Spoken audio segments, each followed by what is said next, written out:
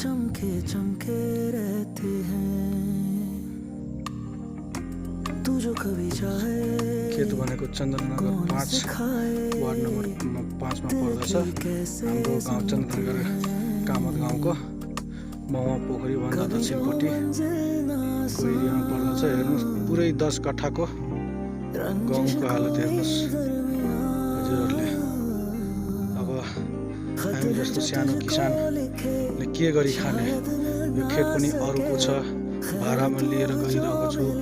यो खेतवालाले पनि दिनुपर्छ पैसा, आफूले लगानी लगाएको पनि उठाउनु पर्छ र त्यसपछि त्यसमा अब आम्दानी भयो भने हाम्रो बालबच्चाले केही खाने जोल आउँछ।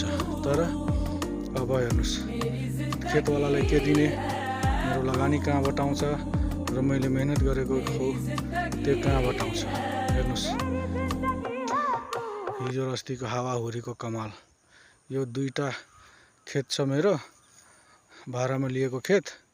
यो 2टा, यो र यो 2टै खेतको हालत हेर्नुहोस् सरहरू के भएको रहेछ।